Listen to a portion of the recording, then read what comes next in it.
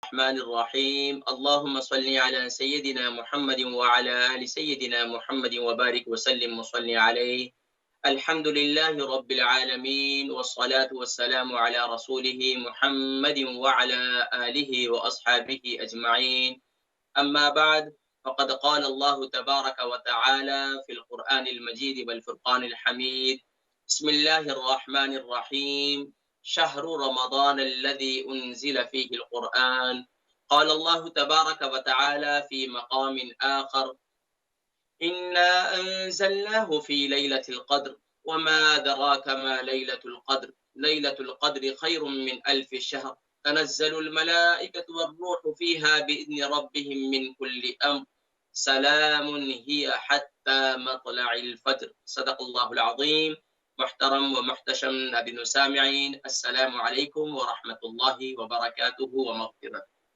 الحمدللہ ثم الحمدللہ، اللہ تبارک و تعالیٰ کے فضل و کرم سے، اس کی عنایت سے ایک بار پھر آپ کا میزبان حکیم محمد فرحان صدیقی رمضان اسپیشل ٹرانسمیشن کے ساتھ حاضر خدمت۔ الحمدللہ ثم الحمدللہ، اللہ تبارک و تعالیٰ ہی کی کرم نوازی ہے کہ اس نے الحمدللہ ہم سب کو ماہ رمضان المبارک نصیب فرمایا۔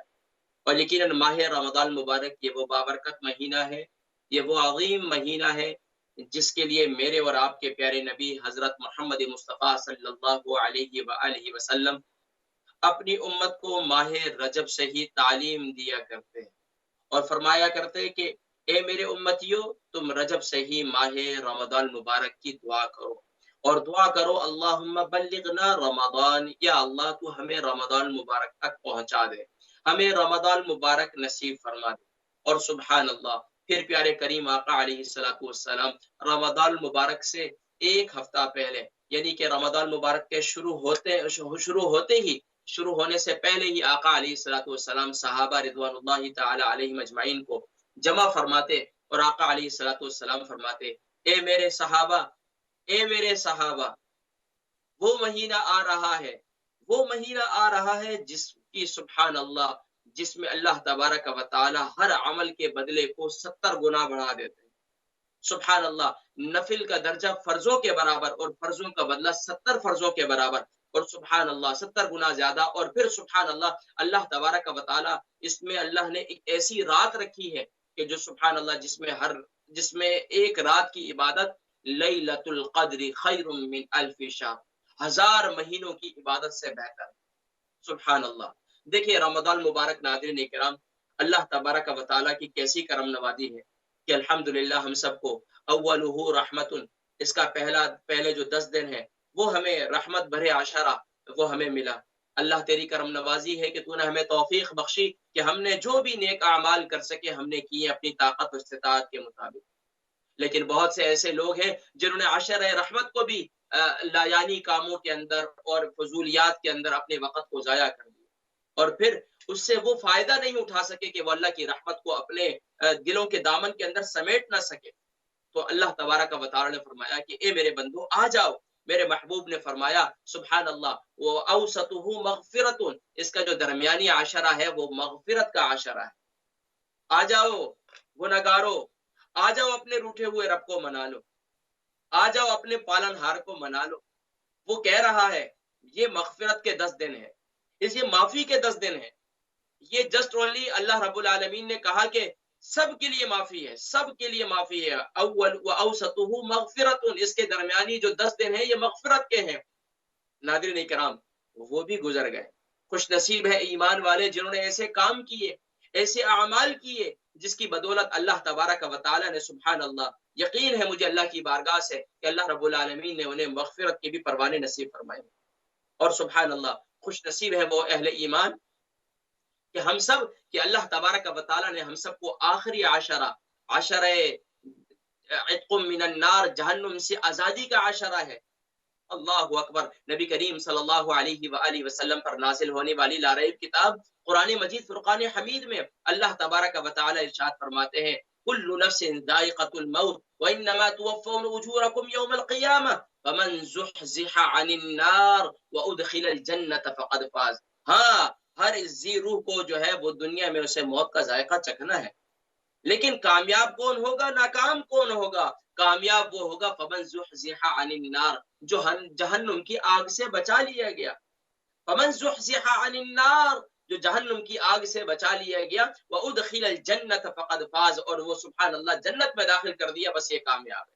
تو اللہ تبارک و تعالی ہمیں عشرہ رحمت دے کر اپنی رحمت کے سائے میں لانا چاہتے ہیں۔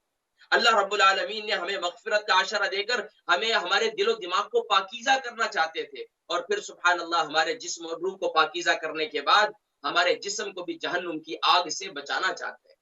اور فرماتے ہیں اللہ کے پیارے نبی صلی اللہ علیہ وسلم نے ارشاد فرمایا وآخرہ عتق من النار، اور آخری عشرہ جو ہے وہ جہنم سے آزادی کا عشرہ ہے، جہنم سے نجات کا عشرہ ہے۔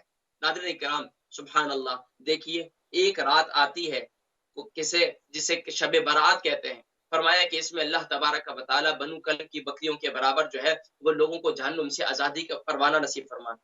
اللہ رب العالمین رمضان مبارک کے ہر سحر اور افطار کے وقت جو ہے اللہ تبارک و تعالی 70,000 لوگوں کو جہنم سے آزادی کا پروانہ نصیب فرمائے۔ اللہ کریم ہمیں بھی ان میں شامل فرمائے۔ اللہم اجرنی من النار، اللہم اجرنا من النار، یا اللہ تو ہمیں جہنم کی آگ سے بچا، یا اللہ تو ہمیں جہنم کی آگ سے بچا۔ اسی لیے ناظرین کرام بزرگان دین فرماتے ہیں کہ پیارے نبی صلی اللہ علیہ وسلم کی یہ تعلیمات ہیں کہ جہنم سے آزادی مانگا کرو، جہنم سے نجات مانگا کرو۔ اور پیارے کریم آقا علیہ الصلوۃ والسلام نے ارشاد فرمایا کہ رمضان مبارک کے اندر یہ 4 کام کثرت سے کرو۔ نمبر 1 کلمہ طیبہ کا ورد، نمبر 2 استغفار، نمبر 3 جنت کی طلب اور دوزخ سے پناہ۔ اور وہ کیا ہے؟ وہ کلمات بھی سکھلا دی ہے۔ کلمہ طیبہ لا الہ الا اللہ، استغفر اللہ، اپنے گناہوں سے معافی ہے، لا الہ الا اللہ کلمہ طیبہ کا ورد ہو گیا، استغفر اللہ اپنے گناہوں سے معافی ہو گئی، اسألک الجنہ، اور یا اللہ جنت کا سوال ہو گیا، وَنَعُوذُ بِكَ مِنَ النَّارِ، اور یا اللہ ہمیں جہنم کی آگ سے بچا دے۔ ناظرین کرام سبحان اللہ، یہ جہنم سے آزادی کا عشرہ اللہ کے پیارے نبی صلی اللہ علیہ وسلم قربان جائیے۔ یہ امت، ہم جو امتی ہیں ہماری عمریں بظاہر کم ہیں، لیکن سبحان اللہ پچھلی امتیں ان کی عمریں زیادہ تھیں، اللہ رب العالمین نے ان کو عمریں زیادہ دینے سے ان کی کیا ہے، ان کے نامہ اعمال میں اضافہ ہوا۔ ہماری عمریں کم ہیں، لیکن اللہ کے پیارے نبی صلی اللہ علیہ وسلم کے طفیل اللہ رب العالمین نے یہ امت محمدیہ صلی اللہ علیہ وسلم پر احسان فرمایا کہ اللہ رب العالمین نے ایسی راتیں نصیب فرما لی، اور ایسی راتیں کہ جس میں سبحان اللہ پیارے نبی صلی اللہ علیہ وسلم کو امتی اگر جاگ لے اور جاگ کر عبادت کر لے۔ اچھا عبادت میں بھی یہ ضروری نہیں کہ پوری رات قیام کرنا ضروری ہے، کہیں بھی ایسا ثابت نہیں ہے کہ پوری رات قیام کرنا، پوری رات کھڑے رہیں بھائی اللہ کی بارگاہ میں، نہیں بھائی۔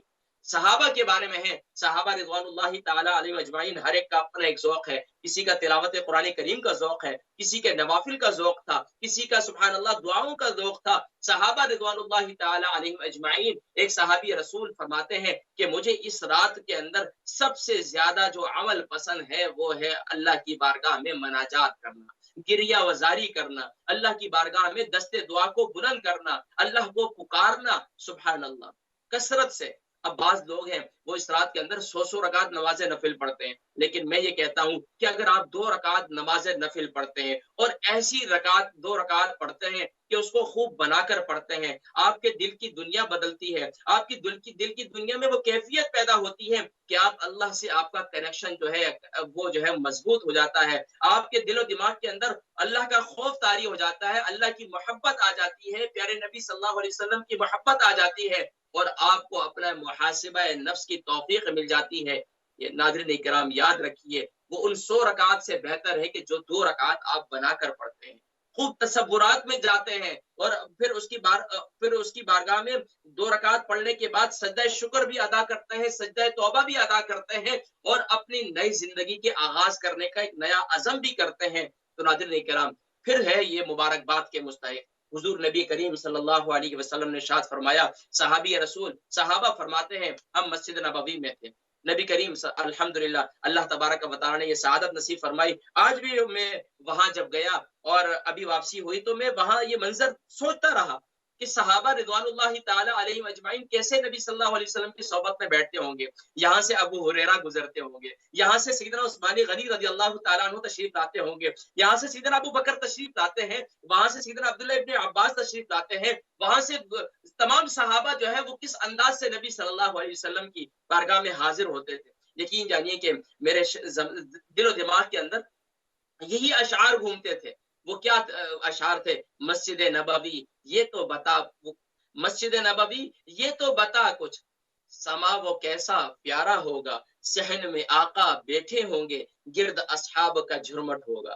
نبی صلی اللہ علیہ وسلم کے صحابہ کس طریقے سے نبی صلی اللہ علیہ وسلم کی صحبت میں بیٹھتے ہوں گے, اللہ اکبر, کیسے سوالات کرتے ہوں گے, کیسے نبی صلی اللہ علیہ وسلم کے جوابات دیتے ہوں گے, اور کس طرح ادب و احترام. صحابہ رضوان اللہ, ہم تو بے ادب ہیں, سچی بات یہ ہے. مدینہ منورہ کے اندر ہمارے استاد محترم فرمایا کرتے ہیں کہ بھائی سب سے بڑی بات جو مجھے دل پر لگتی ہے, چوٹ لگتی ہے, وہ یہ ہے کہ جو مسجد نبوی سے لوگ باہر نکلتے ہیں, نکلنے کے بعد اپنی چپل زور سے زمین پر پھینکتے ہیں, یعنی کہ ان کو ذہن میں نہیں ہوتا. فرمایا کہ یہ وہ زمین ہے کہ جس میں اللہ کے نبی صلی اللہ علیہ وسلم آرام فرما ہے. یہ بھی ادبی ہے. امام مالک رحمہ اللہ اس مسجد نبوی کے بارے میں کیا کہا کرتے, یہاں پر جب درس قرآن دیا کرتے تھے, درس حدیث دیا کرتے تھے, تو فرمایا کہ وہ ان کی ورق الٹنے کی بھی آواز نہیں آتی تھی, اتنا ادب و احترام تھا. ایک ہم ہے وہاں جاتے ہیں کہاں اللہ ہم سب کی بھی ادبیوں کو معاف فرمائے. تو مسجد نبوی کے اندر نبی کریم صلی اللہ علیہ وسلم تشریف لائے اور صحابہ رضوان اللہ تعالی علیہم اجمعین دیکھ رہے ہیں. آقا علیہ الصلوۃ والسلام منبر کی پہلی سیڑھی پر کھڑے ہوئے. آپ نے یہ حدیث مبارکہ سنی ہوگی. آقا علیہ الصلوۃ والسلام نے آمین کہا. دوسری سیڑھی پر کھڑے ہوئے, آقا علیہ الصلوۃ والسلام نے آمین کہا. تیسری پہ کھڑے ہوئے, آقا علیہ الصلوۃ والسلام نے آمین کہا. صحابہ کہتے ہیں کہ ہم نے یہ منظر دیکھا, اس سے پہلے آج تک ایسا منظر نہیں دیکھا. صحابی تھے, نبی سے محبت کرنے والے تھے, نبی کی زندگی پر سبحان اللہ اس کو فالو کرنے کے لیے تیار تھے, اور ہمیشہ فدا کا ابی و امی یا رسول اللہ کہا کرتے تھے, اور مر مٹنے کے لیے تیار ہوتے تھے, لیکن اداؤں کو بھی اپناتے تھے. تو فوراً صحابی رسول صلی اللہ علیہ وسلم نے سوال کیا, یا رسول اللہ صلی اللہ علیہ وسلم, آج ہم نے آپ کو بالکل ایک انوکھا آپ کا انداز دیکھا, آج آپ نے ایک بالکل نرالا انداز دیکھا کہ آپ منبر پر کھڑے ہوئے, پہلی سیڑھی پر آپ نے آمین کہا, دوسری پر آمین کہا, تیسری پر آمین کہا, یہ ماجرا کیا ہے؟ نبی کریم صلی اللہ علیہ وسلم ارشاد فرماتے ہیں کہ جبریل امین میرے پاس آئے اور کہا کہ آپ کا وہ امتی, جب میں پہلی سیڑھی پر کھڑا ہوا تو جبریل امین آئے اور کہا کہ آپ کا وہ امتی جو رمضان المبارک کو پالے, آپ کا وہ امتی یا امتیہ جو رمضان المبارک کو پالے اور وہ اپنی بخشش و مغفرت کا سامان نہ کر سکے, وہ شخص تباہ و برباد ہو جائے.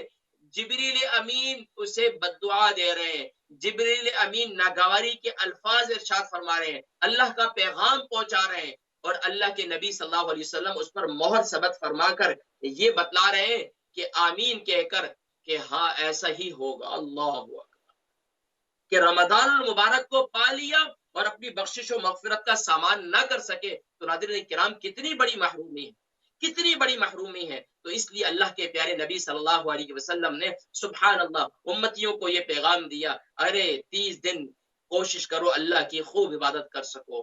اگر تم پہلے عشرے میں نہ کر سکے دوسرے عشرے میں آ جاؤ, دوسرے عشرے میں نہ کر سکے تیسرے میں آ جاؤ, اگر تیسرے میں بھی نہ کر سکے ارے کم سے کم ان 5 راتوں کو تو جاگ لو. ان 5 راتوں کو, یہ لب لباب ہے, اس کا نچوڑ ہے. اللہ کے نبی صلی اللہ علیہ وسلم تو وہ ایک رات بھی بتلانا چاہتے تھے. میں یقین جانیے 21ویں شب میں وہاں پر تھا, طاق رات تھی, اور میں وہاں پر تھا, اور میں تصورات میں تھا کہ اللہ کے نبی صلی اللہ علیہ وسلم تشریف لائے باہر, صحابہ کو یہ بتلانے والے تھے. دیکھا باہر جھگڑا ہو رہا ہے.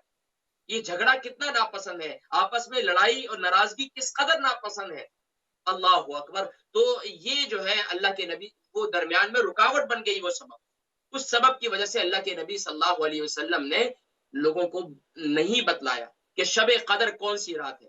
قربان جائیے, اب 5 راتیں, 5 راتوں میں سے بھائی 2 تو وہ بھی گزر گئی, تیسری بھی گزر گئی، بعض کی تیسری بھی گزر گئی، بعض بہرحال اس میں تو میں نہیں جاؤں گا، لیکن میں صرف اتنا کہنا چاہتا ہوں کہ سبحان اللہ، رمضان المبارک کی بھائی ایک اور بات بھی ہے ماشاءاللہ، رمضان المبارک یو کے یورپ والے تو خوش نصیب ہیں، تو یہاں تو ہر رات ہی شب قدر ہے آخری عشر میں، بعض کی ایک رات پہلے ہوتی ہے، بعض کی دوسری ہوتی ہے، بعض کی پہلے، لیکن الحمدللہ ثم الحمدللہ خوش نصیب ہے۔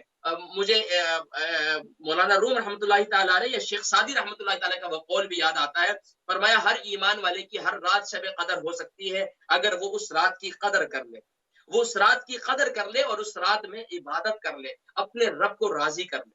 ماشاءاللہ خوش نصیب ہے ایمان والے، ایمان والیاں کہ سبحان اللہ وہ راتوں کو اٹھ کر عبادتیں بھی کر رہے ہیں، وہ قرآن کی تلاوت بھی کر رہے ہیں، ایسا ذوق بنا ہوا ہے، ایسا شوق بنا ہوا ہے گھروں کے اندر کہ ماشاءاللہ مائیں بھی تلاوت کر رہی ہیں، بھابیاں بھی تلاوت کر رہی ہیں، بہنیں بھی تلاوت کر رہی ہیں، اور ماشاءاللہ بیگمات بھی تلاوت کر رہی ہیں، اور سبحان اللہ شوہر بھی تلاوت کر رہے ہیں، والد بھی تلاوت کر رہے ہیں، اور ماشاءاللہ بیٹا بھی تلاوت کر رہا ہے، بھائی بھی تلاوت کر رہے ہیں، اور ہر ایک سما بنا ہوا ہے، ایک سما۔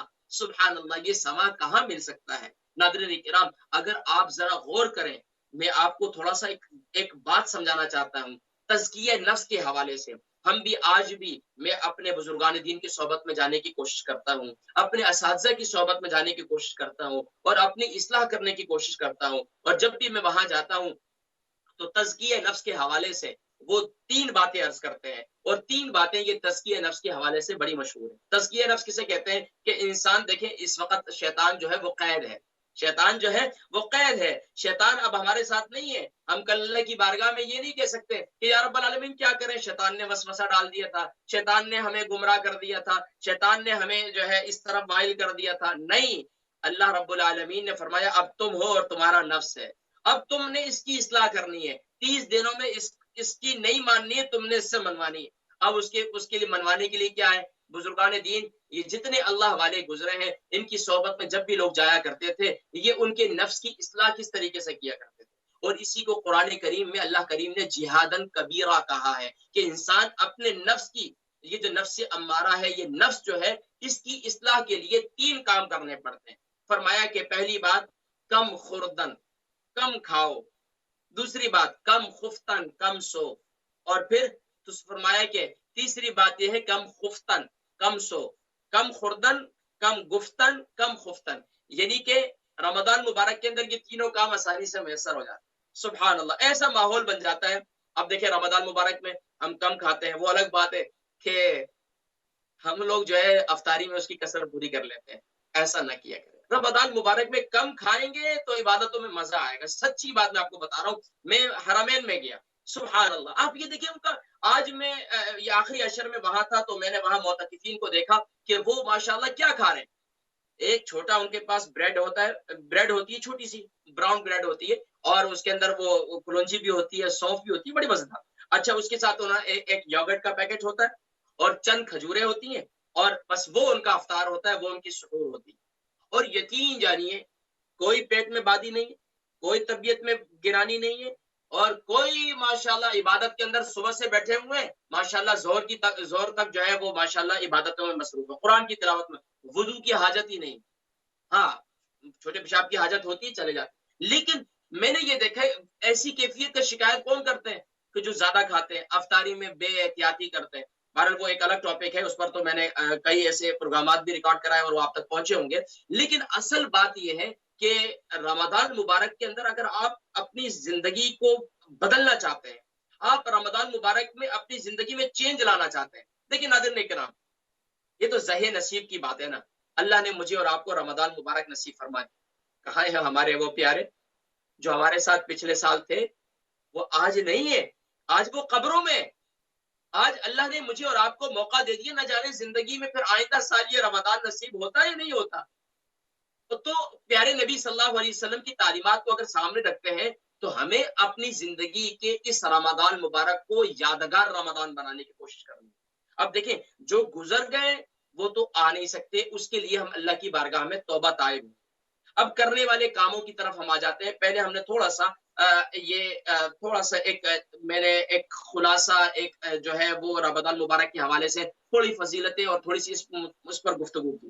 اب آ جائیں، اب کرنے کے کام کے حوالے سے بات کر لیتے ہیں کہ رمضان مبارک ہے، یہ آخری عشرہ ہے، اب آخری عشرے کے چند دن باقی ہیں، پھر اس کے بعد رمضان، یہ جو اللہ کا مہمان ہے جو میرے اور آپ کے پاس آیا، یہ اللہ کا مہمان کہیں میرے اور آپ کے بارے میں شکایت نہ کر دے، تو ہم نے اس کو راضی کر کے بھیجنا ہے۔ دنیا میں کیا ہوتا ہے کہ آپ کے پاس آپ کے گھر میں مہمان آتا ہے نا، تو آپ کیا کوشش کرتے ہیں کہ یار جیسا تیسا رہا، چلو یار آخر میں کوئی اچھی دعوت کر لیں اس کی، کہ یار یہ مہمان جو ہے خوش خوش یہاں گھر سے جائے۔ سب سے بڑی بات یہ ہوتی ہے کہ آپ کے گھر میں جب مہمان آئے وہ خوشی خوشی آپ کے گھر سے لوٹ جائے، تو گھر والے بھی کہتے ہیں یا اللہ تیرا شکر ہے کہ مہمان آیا تھا اور وہ خوش خوش ماشاء اللہ ہمارے گھر سے گئے۔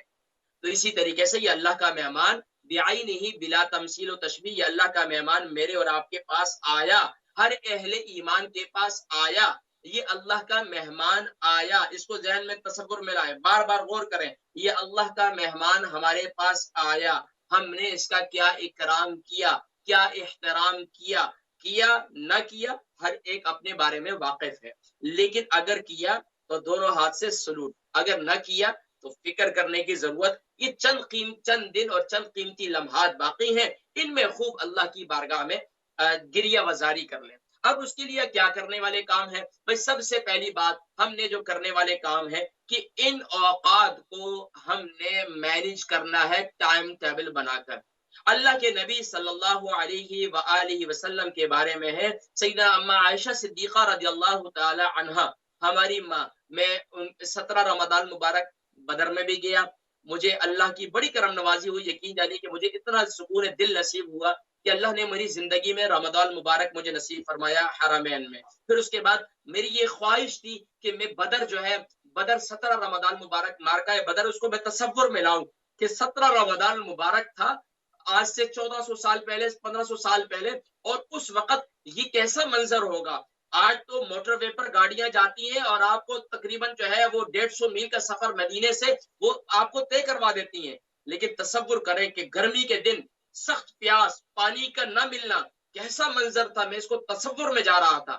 اور 17 رمضان مبارک ہی ہماری ماں سیدہ عائشہ صدیقہ رضی اللہ تعالی عنہا کا یوم مثال ہے۔ عصر کی نماز کے بعد جنت البقیع کھلتا ہے، تو میں اندر تو نہیں جاتا کبھی بھی، کیونکہ میرے استاد محترم نے فرمایا کہ یہ جتنے قبور ہیں، یہ قبور جو ہے، یہ جو جتنے راستے بنے ہوئے ہیں، یہ راستے ان قبور کے اوپر بنائے گئے، صحابہ کی قبور ہے نیچے، تو احتیاطی کے باہر سے ہی السلام علیکم یا اہل القبور، ان کی بارگاہ میں سلام کریں، اور باہر سے ہی کھڑے ہو کر جو ہے وہ سبحان اللہ فاتح خوانی کا، ایصال ثواب کا جو بھی اہتمام کرنا چاہتے ہیں۔ بہرحال کہنے کا مقصد یہ ہے کہ سیدنا میں صبح بدر گیا، شام کو اما عائشہ صدیقہ رضی اللہ تعالی عنہ کی بارگاہ میں گیا، اور تصورات میں تھا کہ اے اما عائشہ صدیقہ رضی اللہ تعالی عنہ، آپ کا امت پر کتنا بڑا احسان ہے، آپ کا امت پر کتنا بڑا احسان ہے کہ آپ کے طفیل اللہ نے امت کو کتنی بڑی دین کے لیے آسانیاں پیدا فرمائی، کتنے معاملات کے اندر احادیث طیبات کا ایک بہت بڑا ذخیرہ ہماری ماں سیدنا اما عائشہ صدیقہ رضی اللہ تعالی عنہ کے طفیل ملی۔ اور یہ بات بھی ملی کہ سیدنا اما عائشہ صدیقہ رضی اللہ تعالی عنہ فرماتی ہیں کہ سبحان اللہ، کہ اللہ تبارک و تعالیٰ کے پیارے نبی صلی اللہ علیہ وسلم آخری عشرے کے اندر اپنے کمر بستہ ہو جاتے، اپنے تہبند کو کس لیتے، یعنی کہ کیا تھا کہ اب وہ کمر بستہ ہو جاتے ہیں اور اللہ کے ساتھ ایک خاص تعلق پیدا کرتے ہیں۔ اللہ کے نبی صلی اللہ علیہ وسلم کا خاص تعلق تو تھا ہی، اللہ کے نبی صلی اللہ علیہ وسلم کا اپنے پیارے رب سے، اور پیارے رب کا اپنے پیارے محبوب سے خاص تعلق تھا۔ وہ خاص تعلق بھی معراج کے موقع پر اگر ہم جائیں تو وہ کہاں چلے جائیں گے، پھر میں نہیں بات کرتا، لیکن اب وہ کہیں اور نہ نکل جائے۔ تو آپ یہ دیکھیں کہ نبی کریم صلی اللہ علیہ وسلم کی اس انداز کو، اس آقا علیہ السلام کی زندگی کے اس پہلو کو اما عائشہ صدیقہ رضی اللہ تعالی عنہ نے بیان فرمایا کہ اتنی عبادت کرتے تھے کہ اس سے زیادہ کبھی میں نے ان کو عبادت کرتے ہوئے نہیں دیکھا۔ گویا کہ آقا علیہ السلام کچھ لمحات کے لیے اپنی ازواج مطہرات سے بھی علیحدہ ہو جاتے اور اعتکاف کرتے۔ اعتکاف کا بھی حدیث طیبات کے اندر موجود ہے، آقا علیہ السلام اعتکاف کرتے، بہت سے مرد و خواتین حضرات مادرزاد مساجد کے اندر، خواتین گھروں کے اندر اعتکاف کے اندر بیٹھی ہوئی ہیں، ماشاءاللہ مبارکباد کے مستحق ہے۔ اور اسی طریقے سے وہ کثرت کے ساتھ اللہ کی عبادت کرتے۔ تو اب ہم نے کیا کرنا ہے کہ بھائی ان اوقات کو مینج کرنا ہے، خاص طور پر اس کا ٹائم ٹیبل بنائیں گے۔ اگر ٹائم ٹیبل نہیں بنائیں گے، جس کے پاس یہ دنیا موجود ہے، موبائل کی دنیا موجود ہے، یہ بہت وقت کا ضیاع کر دیتی ہے، بہت وقت کا ضیاع کر دیتی ہے۔ کوشش کریں کہ بھائی اللہ سے تعلق بنا لیں اور اس آخری عشرے کے اندر خوب اللہ کی بارگاہ میں توبہ طائب ہو، سچی توبہ کریں اور یا اللہ سے مانگے، یا اللہ میں اپنی زندگی کو بدلنا چاہتا ہوں، یا اللہ میں اپنی زندگی کو بدلنا چاہتی ہوں، یا اللہ اس رمضان مبارک کو میری زندگی کے ایسا یادگار رمضان بنا دے کہ میری زندگی بدل جائے۔ اب وہ زندگی کیسے بدلے؟ اب وہ چاہے اس کا تعلق حقوق اللہ سے ہے، اس کا تعلق حقوق العباد سے ہے۔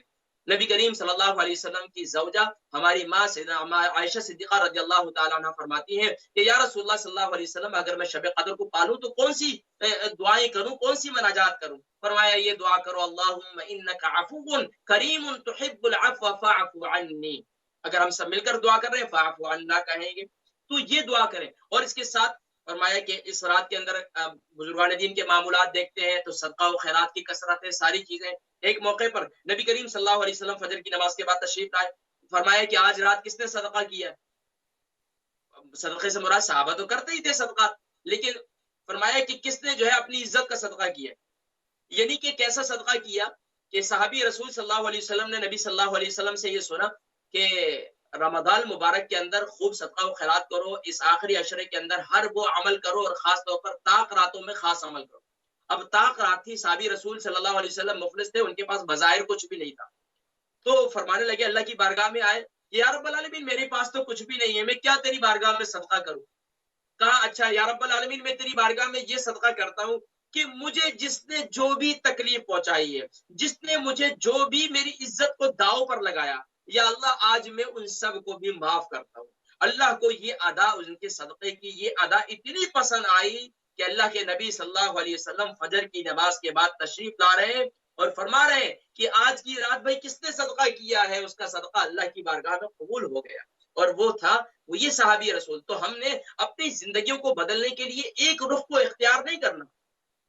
کئی دفعہ میں یقین جانے حرمین میں پہنچتا اور آج بھی زائرین گئے ہوئے ہیں، حقوق اللہ پر زور دے رہے ہیں، بہت اچھی بات ہے، مبارکباد کے مستحق کہ گھروں کے اندر ہم سب لوگ قرآن پڑھ رہے ہیں، ذکر کر رہے ہیں، استغفار کر رہے ہیں، بہت اچھی بات ہے، لیکن حقوق العباد کو بھی ادا کرنا ہے۔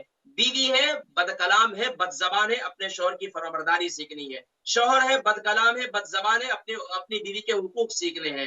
بیٹا ہے، اپنے ماں باپ کے نافرمان ہے، اپنے ماں باپ کی فرمانبرداری سیکھنی ہے۔ اولاد ہے، والدین ہے، اپنی اولاد پر سختی کرتے ہیں، بیجا سختی کرتے ہیں، شفقت سیکھنی ہے۔ اسی طریقے سے معاشرے کے اندر آپس میں آس پڑوس ہے، ایک دوسرے کے حقوق کا خیال رکھنا ہے۔ یہ ہے رمضان۔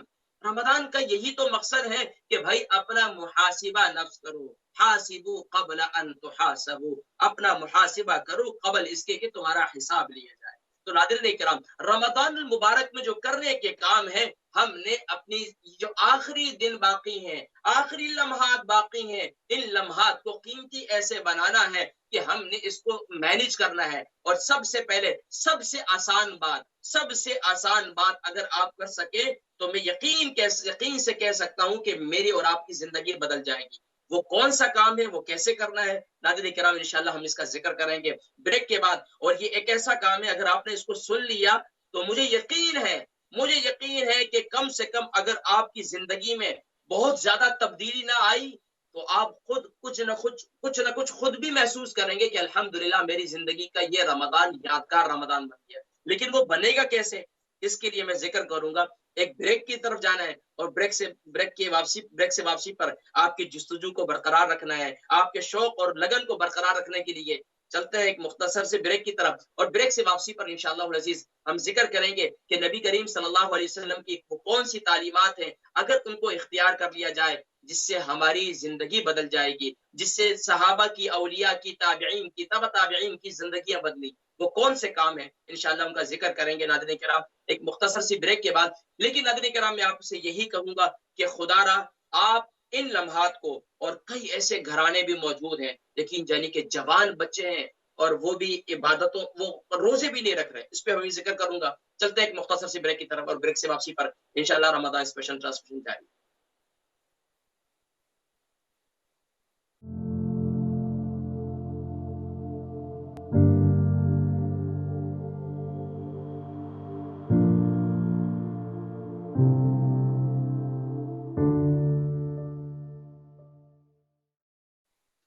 بسم اللہ الرحمن الرحیم اللہم صلی علی سیدنا محمد وعلی آل سیدنا محمد وبارک وسلم وصلی علیہ.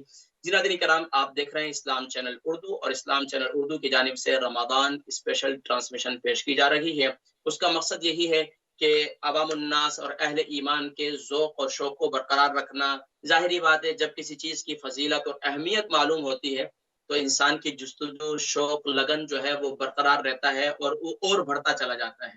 تو الحمدللہ ثم الحمدللہ، آج ہم نے رمضان مبارک کے اس آخری عشرے کے جو آخری ایام چل رہے ہیں، ان ایام کے حوالے سے چند ایک باتیں کی تاکہ ہماری توجہات کا مرکز یہ ایام ہو جائیں اور ان ایام کو ہم قیمتی بنا لیں. اور اگر کسی کی زندگی ان ایام میں بدل گئی تو یقیناً ناظرین کرام وہ میرے لیے بھی ذریعہ نجات بن جائے گی، اور یقیناً اس کے اپنے لیے بھی اور اس کے آباء و اجداد کے لیے بھی سبحان اللہ ایک بہت بڑا قیمتی سرمایہ ہو جائے گا. ناظرین کرام، میں نے یہ ذکر کیا تھا کہ رمضان مبارک میں وہ کون سے کام کرنے کے ہیں کہ اس آخری عشرے کے اندر کہ جس سے ہماری زندگی بدل سکتی ہے. سب سے پہلی بات، جیسے کہ میں نے ذکر کیا، آپ ٹائم ٹیبل بنائیں، پہلی بات. دوسری بات یہ ہے کہ آپ نے اگر اپنی زندگی کو بدلنا ہے تو آپ کو ایک پین پیپر لینا ہوگا. یہ ایک پین اور ایک پیپر لینا ہوگا، اور اس طریقے سے اپنی ان تمام کمزوریوں اور خامیوں کو، خاص طور پر حقوق اللہ سے متعلق 2 رو بنا دیں، 2 لائنیں بنا دیں. ایک لائن میں حقوق اللہ لکھیں، خاص طور پر وہ حقوق اللہ جن کا تعلق فرائض سے ہے، یعنی کہ وہ حقوق اللہ جو آپ پر کمپلسری ہیں، جن کو آپ نے ادا کرنا ہے. اس میں کمی کوتاہی کیسے ہو رہی ہے؟ فجر کی نماز میں کوتاہی ہو رہی ہے، اس کے لیے کوشش بھی کرنی ہے اور اللہ سے مانگنا بھی ہے، یا اللہ میں رمضان مبارک کے بعد بھی اس نماز کو کنٹینیو. ہمارے اکثر اہل ایمان فجر کی نماز کی چھٹی کرتے ہیں، رمضان مبارک میں ماشاءاللہ اٹھتے ہیں، پڑھتے ہیں، لیکن اس کے علاوہ چھٹی کرتے ہیں. کیوں بھائی؟ تو ناظرین کرام کچھ کالز ہیں، پھر میں اس پر ذکر کرتا ہوں انشاءاللہ. جی السلام علیکم ورحمۃ اللہ وبرکاتہ. جی ماشاءاللہ، میری کون بہن؟ جی میں مہوش بات کر رہی ہوں برمنگھم سے. جی بہن مہوش، خیریت سے ہیں؟ آپ ٹھیک ہیں؟ جی الحمدللہ خیریت سے ہوں. آپ خیریت سے ہیں؟ کافی ٹائم بعد آپ سے بات ہوئی اور آپ نے عمرہ کیا، تو مبارک ہو آپ کو. خیر مبارک ہو، خیر سلامت ہو الحمدللہ. آپ سب کے لیے بڑی دعائیں کی، اللہ پاک قبول فرمائے. بہت شکریہ آپ کا، جزاک اللہ. ہم روزانہ انتظار کرتے تھے جب آپ کا پروگرام لگتا تھا کہ آپ سے بات چیت ہو. تو میری خالہ کو مسئلہ ہے ہاتھ کا، تو ان کے بارے میں نے آپ سے پوچھنا تھا. جی بتائیے کیا مسئلہ ہے؟ جی ان خالہ کی کے عمر؟ ہاتھ کی انگلیوں میں بہت زیادہ جلن محسوس ہوتی ہے. ایسے ان کا ہاتھ فیل ہوتا ہے کہ بہت گرم ہو جاتا ہے، اور یہ کیفیت کچھ دنوں سے بہت زیادہ ہو رہی ہے. ہاتھ کی انگلیوں میں درد ہوتا ہے اور گرم ہو جاتی ہے؟ نہیں، درد نہیں ہوتا ہے نا، ان کی انگلیاں گرم بہت ہو جاتی ہیں ہاتھ کی. اچھا، اور یہی تقریباً کتنا ٹائم ہو کیفیت گیا؟ میرے ہاتھ کی بھی تھی. میرے ہاتھ کی ہتھیلی میں بہت زیادہ گرمائش تھی، تو ڈاکٹر نے مجھے بھیجا تھا اس کے چیک اپ کے لیے. تو مجھے جانا ہے، لیکن یہ کیوں گرمائش ہو جاتی ہے ہاتھ کی چکن ہتھیلی کتنا میں کھا یا رہے ہیں؟ انگلیوں میں؟ چکن کتنا کھا رہے ہیں؟ نہیں، چکن نہیں زیادہ کھاتے ہم. الحمدللہ. اچھا یہ بتائیں کہ عمر کتنی ہے خالہ کی؟ جی ان کی 62 عمر ہے، اور ہارٹ بائی پاس ہوا تھا، تقریباً 3-4 سال ہونے والے ہیں. شوگر بھی ہے ان کو، اور کولیسٹرول بھی تھا پہلے، اور اب ڈپریشن بھی کافی رہا ہے انہیں. اچھا، اصل پتہ کیا ہے، ایک تو یہ ہے کہ ان کا بائی پاس بھی ہوا ہے، اس کے بعد ان کی واک وغیرہ ہے پابندی کے ساتھ؟ روزانہ تو نہیں کرتے، لیکن یہ ہے کہ وہ کرتی ہیں ضرور، لیکن روز تو نہیں کر پاتی. ہاں، ایک تو یہ کہ ان کے پانی پینے کا خیال رکھیں. جی دوسرا یہ کہ رات کو جو ہے نا، یہ جو افطاری کا ٹائم ہوتا ہے نا، اسی وقت میں میتھی دانہ گیلا کر کے رکھ دیں. جی اور صبح سحری سے پہلے جو، یعنی کہ جب سحری کرنی ہوتی ہے تو 4 بجے بند ہو رہی ہے جیسے، تو آپ 3 بجے جو ہے، سوری آپ تقریباً 2 بجے جو پانی پلا دیں، یا رات کو سونے سے پہلے اس کو پی لیں. جی یہ کام کریں پابندی کے ساتھ، اس سے کافی فرق پڑے گا. دوسرا کام ایک اور ہے کہ یہ جو تخم ملنگا ہے نا، جس سے ہم کہتے ہیں کیا کہتے ہیں، اس میں ریان جی چیا بالکل، یہ سیڈ. ہم یوز کرتے ہیں، اس کا شربت بناتے ہیں تو اس کو ضرور استعمال کرتے ہیں. ہاں اس کو ضرور استعمال کریں، لیکن ٹھنڈے پانی میں نہیں. جی جی ٹھنڈے پانی میں نہیں، اس کو بس نیم گرم پانی کے اندر ہو، اور اس کے اندر روح افزا وغیرہ کچھ بھی نہ ہو، کیونکہ ان کے لیے تو ویسے ہی شوگر ہے. جی بس صرف پانی کے اندر کو گھول کر رکھ دیں اور جی وہ ان کو پلائیں. جی اس سے انشاءاللہ کافی فائدہ ہوگا یہی اور آپ بھی کیفیت میرے اپنے ہاتھ کی بھی ہے، کیونکہ میرا جو بایاں ہاتھ ہے اس کی ہتھیلی میں مجھے بھی اسی طرح گرمائش بہت محسوس ہوتی ہے اور بہت ہاتھ میں گرمی کدو کا تیل لگائیں. یہ کدو کو جو ہے نا ابال کر اس کے اندر پانی اس کو اندر ہاتھ رکھے. ایک اور طریقہ بھی ہے، ہمارے استاد حکیم فرمایا کرتے تھے کہ کدو کو ابال کر اس کا جو پانی ہے نا، جس کو آپ سوپ بھی کہہ سکتے ہیں، تو وہ پیا جائے. تو یہ جو ہے یہ حدت کو کم کر دیتی. بہت شکریہ آپ کا، آپ نے اس بارے میں ہماری کافی رہنمائی کی. یاد رکھیں اللہ رب العالمین آپ کو اور آپ کی خالہ کو شفائے کلی نصیب فرمائے. جی ناظرین کرام، میں ذکر کر رہا تھا کہ کیسے وہ اعمال اختیار کریں کہ جس سے ہماری زندگی بدل جائے.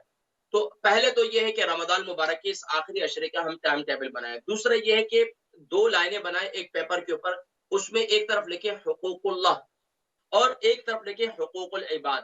حقوق اللہ کے اندر آپ نے وہ پہلے ان چیزوں کو لینا ہے جس کا آپ سے کل قیامت میں سب سے پہلے سوال ہونا ہے، وہ ہے نماز کا.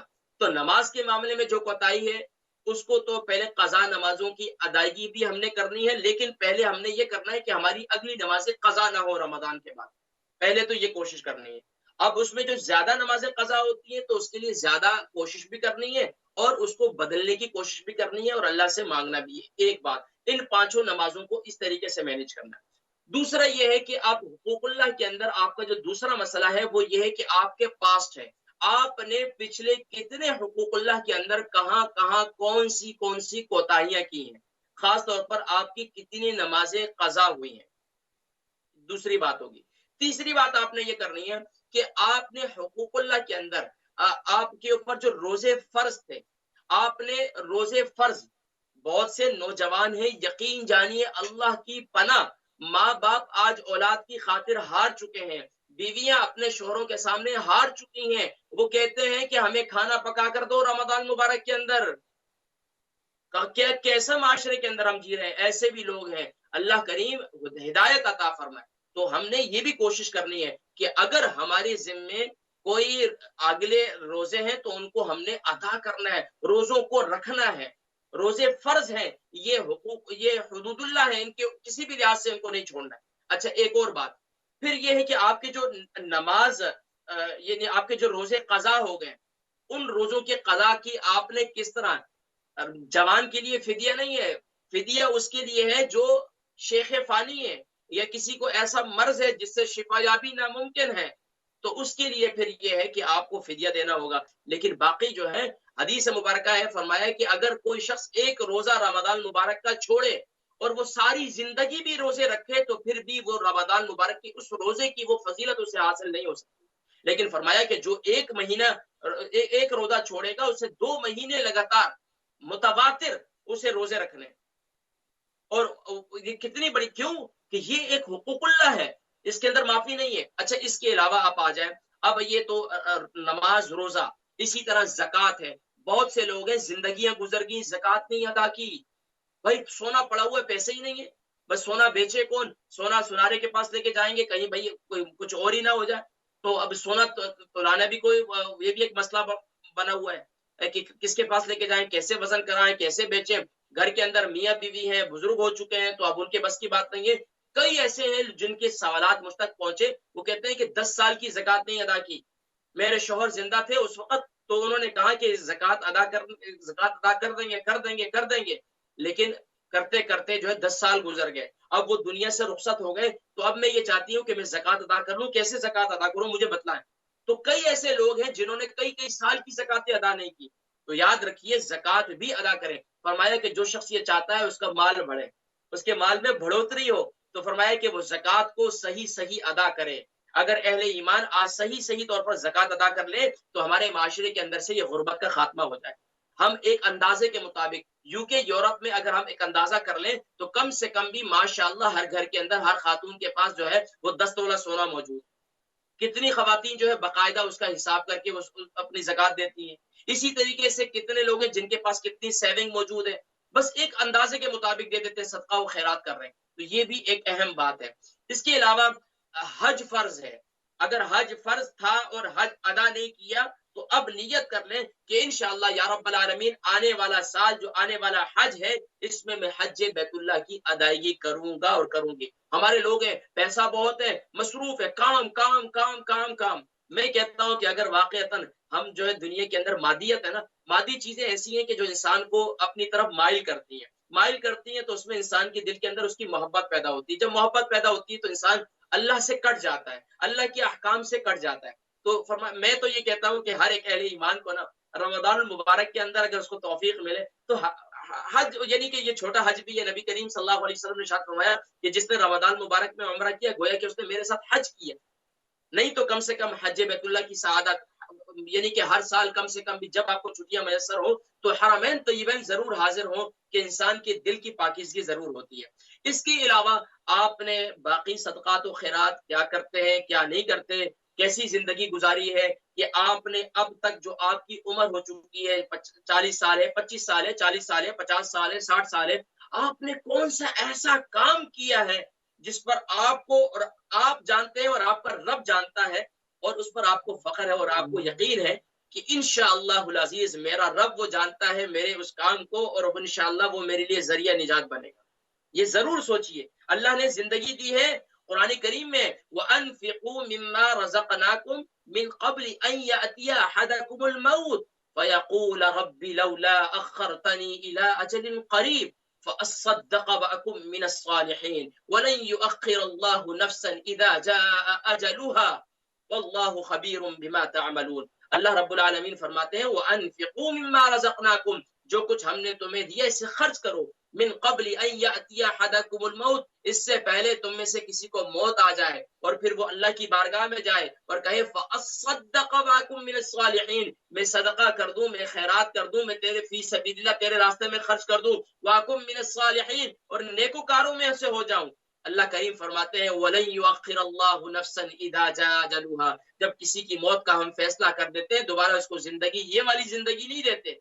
اللہ اکبر. اور اللہ کریم سب جانتے ہیں. تو یہ ذرا سوچیں کہ ہم نے حقوق اللہ کے اندر اللہ کی رضا کی خاطر کون سا ایسا کام کیا ہے جو مجھے یقین ہے کہ جو میری اور آپ کی بخشش و مغفرت کا ذریعہ بنے گا. یہ تو میں نے آپ کو ایک سرسری طور پر. پھر اس کے علاوہ آپ یہ دیکھیں یہ قرآن جو ہے اللہ کریم نے ارشاد فرمایا کہ رمضان اور قرآن یشفعان رمضان اور قرآن جو ہے یہ اپنے پڑھنے والے کے لیے اپنا اکرام کرنے والوں کے لیے ان کے حق میں سفارش کریں گے. ان کی شفاعت ان کی سفارش اللہ کریم قبول فرمائیں گے. اور یہ آپ یہ دیکھیں کہ آپ کے پاس اللہ کا کلام آیا میرے پاس میں کبھی کبھار یقین جانی کہ جب وہاں صحابہ کے قبور صحابہ کے جو ہے ان کے قبور پر جاتا اور ان کے بالخصوص سیدنا امیر حمزہ رضی اللہ تعالیٰ عنہ کی بارگاہ میں جب میں آخری دفعہ گیا صبح کا وقت تھا جب میں نے یہاں آنا تھا تو میں سوچ رہا تھا یا اللہ کے نبی صلی اللہ علیہ وسلم اپنے چچا سے کس قدر محبت کیا کرتے تھے.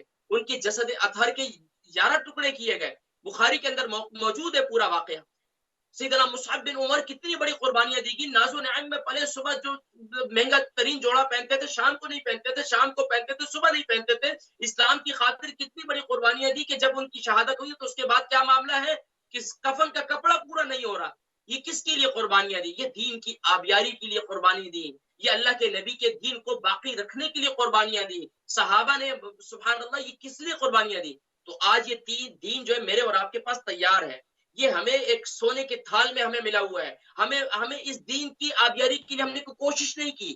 تو آپ یہ ذرا سوچئے گا کہ میں یہ سوچوں اگر گھر کا سربراہ ہوں آپ یہ سوچیں کہ اگر آپ گھر کے سربراہ ہیں آپ نے اپنے گھر میں دین کے ساتھ کیا سلوک کیا آپ نے اپنی زندگی میں دین کے ساتھ کیا سلوک کر رہے ہیں دین کے لیے کتنا وقت دے رہے ہیں دین کو کتنا وقت دے رہے ہیں. آپ کہتے ہیں کہ یار کیا کریں بچوں کو ٹائم نہ دیں کیا کریں بیوی کو ٹائم نہ دیں کیا کریں ماں باپ کو ٹائم نہ دیں. تو ناظرین کرام یہ جو ہے یہ ایکسکیوز نہیں ہے. یہ ایسا نہیں چلے گا. صحابہ کی بھی بیویاں تھیں صحابہ کے بھی بچے تھے تابعین کے بھی بچے تھے یہ ان کی بھی ساری زندگی کے خوشی غمی ان کے ساتھ بھی تھی لیکن انہوں نے دین کے لیے قربانیاں دی. جب قربانی دیتے ہیں تو پھر مقام ملتا ہے. جتنا بڑا امتحان اتنا اونچا مقام. اب رمضان میں ہم دے رہے ہیں نا امتحان اپنی نیند کو بھی قربان کر رہے ہیں اپنے کھانے پینے کو بھی قربان کر رہے ہیں اپنے سونے کو بھی قربان کر رہے ہیں. تو یہ جو ہے ناظرین کرام ہم نے اس پر غور کرنا ہے. آخری بات اب میں حقوق اللہ میں کر میں حقوق العباد کی طرف جاؤں گا کیونکہ پروگرام کا وقت بھی بڑا مختصر ہے. تو اب آخری بات یہ ہے کہ حقوق اللہ کے اندر ہم نے ایک بات پر جو غور کرنا ہے وہ یہ کرنا ہے کہ دیکھیں جو ہم پر عبادات فرض ہیں کمپلسری ہیں وہ تو ہم نے ادا کرنی ہی ہے، لیکن کیا ہمارے پاس ایسا کوئی عمل ہے کہ نبی کریم صلی اللہ علیہ وسلم نے ارشاد فرمایا کل قیامت میں سب سے پہلے اس کی نمازیں دیکھی جائیں گی. اگر نمازوں کی کمی پوری نماز جو ہے اس کی پوری ہوئی تو ماشاءاللہ، اگر نہیں تو اس کی نفلی عبادت دیکھی جائیں گی. نفلی عبادت کے اندر اس کے پاس کتنی نفلی عبادت ہے، نفلی عبادت کے ذریعے فرض کی کمی پوری کی جائے گی، نفلی عبادت کے ذریعے فرض کی کمی پوری کی جائے گی. تو دیکھیے گا کہ آپ کے پاس کیا نوافل کا بھی اتنا بڑا ذخیرہ ہے کہ جو آپ کی اور میری فرض کی کمی کو پورا کیا جائے. یہ ذرا غور کیجئے گا. نفلی صدقات ماشاءاللہ ضرور کریں، باقی سب سے پہلے فرائض کو ادا کریں، اس کے بعد نفلی صدقات بھی کریں، نفلی عبادات بھی کریں، قرآن کی تلاوت بھی کریں، سارا کچھ کریں. لیکن یہ ضرور کہوں گا کہ آخری بات حقوق اللہ میں کہ ہم مسلمان بحیثیت مسلمان ہیں، افسوس کے ساتھ جو ایک بڑا درد دل سے میں ایک پیغام دے رہا ہوں وہ یہ ہے کہ ہم مسلمان بحیثیت مسلمان ہیں لیکن ہمیں صحیح طور پر سورہ فاتحہ بھی پڑھنا نہیں آتی، صحیح طور پر ہمیں نماز کے اندر تشہد اور درود ابراہیمی بھی پڑھنا نہیں آتا، اگر دعائے قنوت بھی نہیں آتی. بڑے افسوس کے ساتھ اپنے والد کا اپنے رشتہ داروں کا جنازہ پڑھتے ہیں، مسلمان کسی مسلمان کے ساتھ جنازے میں شریک ہوتے ہیں تو اس کا جنازہ بھی صحیح طور پر دعائیں بھی نہیں آتی. تو یہ ذرا دیکھیے گا کہ یار میں مسلمان ہوں، میں کلمہ گو ہوں، کلمے کے کچھ تقاضے تھے، ان کلمے کے تقاضوں کو میں نے پورا کیا نہیں کیا.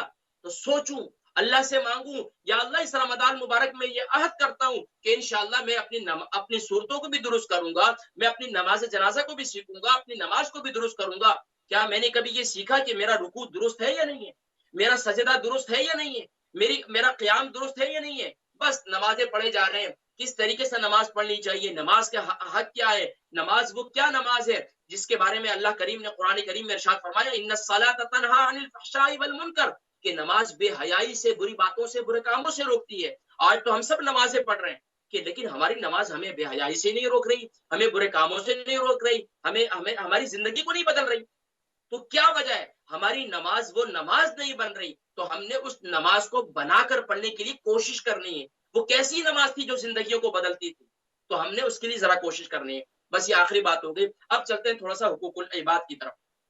حقوق العباد کے اندر ہم لوگ رمضان مبارک کے اندر یہ سمجھتے ہیں کہ ہم نے ماشاءاللہ حقوق اللہ ادا کر لیے، بس اللہ سے میرا تعلق تو ایسا ہو گیا کہ میں نے اپنے رب کو راضی کر دیا. یاد رکھیے حقوق العباد اگر ادا نہیں ہوتے، آپ بحیثیت شوہر ہیں، آپ بیوی کے حقوق ادا نہیں کرتے، آپ بیوی ہیں، آپ اپنے شوہر کے حقوق ادا نہیں کرتی، آپ والد ہیں، آپ اولاد کے حقوق ادا نہیں کرتے، آپ اولاد ہیں، آپ اپنے والدین کے حقوق ادا نہیں کرتے.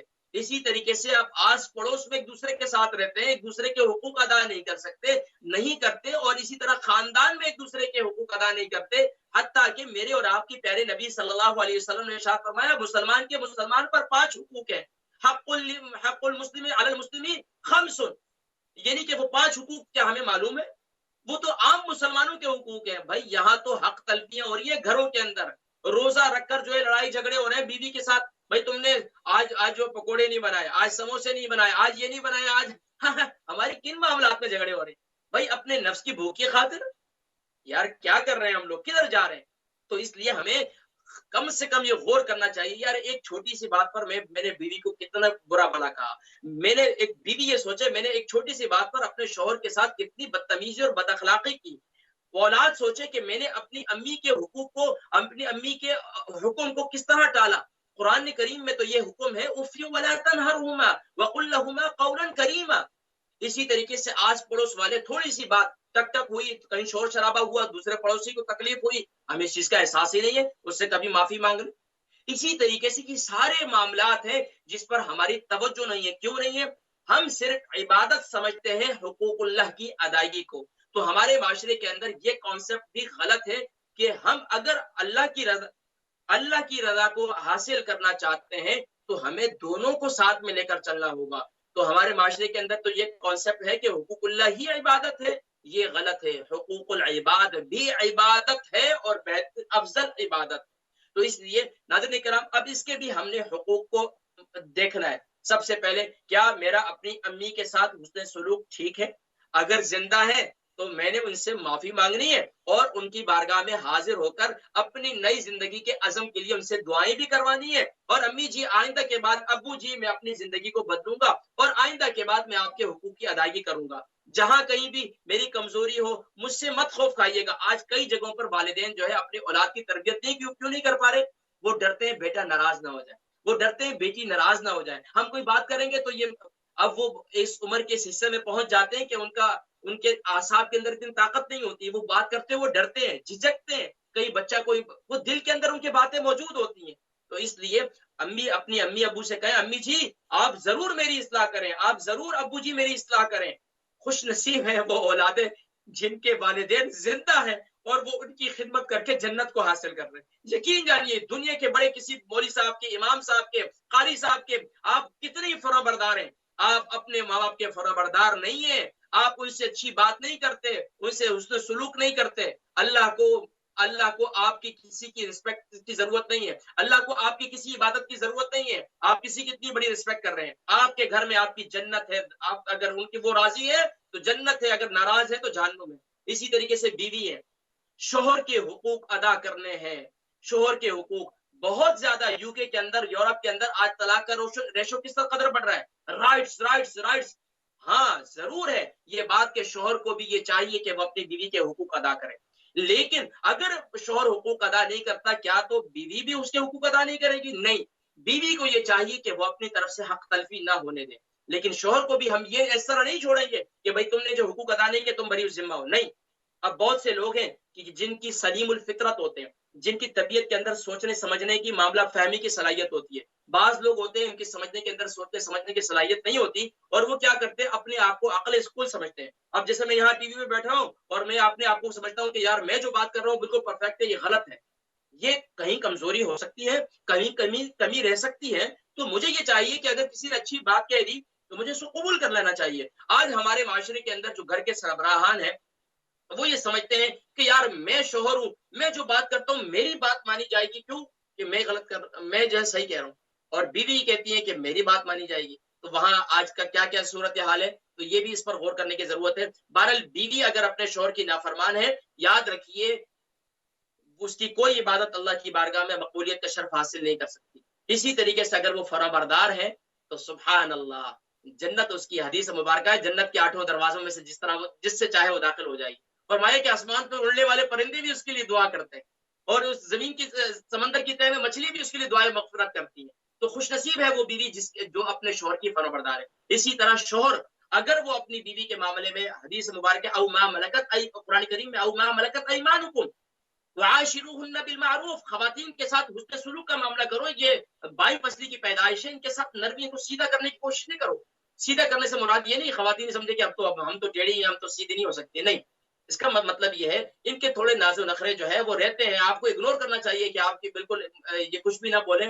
وہ کہتے ہیں کسی نے لطیفہ سنایا کہ بھائی 2 جگہ خواتین بیٹھی ہوئی تھی اور دونوں خاموش تھی. تو یہ ایک لطیفہ ہے, 2 خواتین بیٹھی ہو اور وہ خاموش بیٹھی ہو, ایسا ہو نہیں سکتا. تو ان کے اندر جو یہ بھی ایک حسن ہے. تو اس کو ایکسپٹ کرنا ہوگا. اگر آپ کی بیوی آپ کے سامنے کچھ نہ کچھ بول دیتی ہے تو آپ اگنور کر دیں کہ کوئی مسئلہ نہیں, کہ یہ چلتا ہے, یہ اس کی فطرت میں ہے, کوئی مسئلہ نہیں. بہرحال آگے یہ ہے کہ اب اولاد ہے, اولاد کے والدین کے حقوق, والدین کو اولاد کے حقوق پر غور کرنا ہے. بیوی شوہر کے حقوق, شوہر بیوی کے حقوق.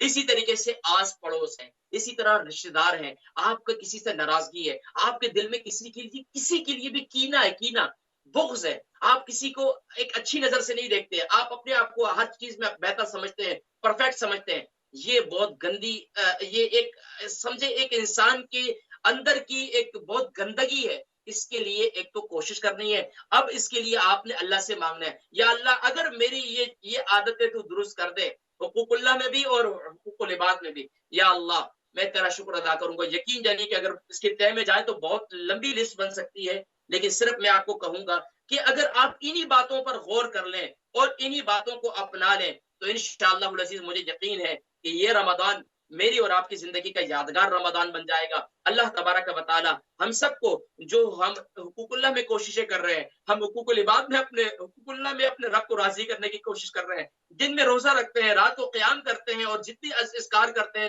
قرآن کی تلاوت کرتے ہیں، حقوق العباد کو ادا کرنے کی کوشش کرتے ہیں، یا اللہ کریم ہم سب کو اس کی برکات نصیب فرما اور آنے والی زندگی میں ہمیں اس کے بہترین اثرات نصیب فرما۔ عزیز کرام، پروگرام کا وقت ختم ہو جاتا ہے، اجازت دیجیے گا اپنے میزبان حکیم محمد فرحان صدیقی کو اور اسلام چینل اردو کی پوری ٹیم کو اس دعا کے ساتھ، یا رب العالمین یا اکرم الاکرمین، ہم سب کو دین پر استقامت اور ہمارا خاتمہ بھی ایمان فرما۔ السلام علیکم ورحمۃ اللہ وبرکاتہ۔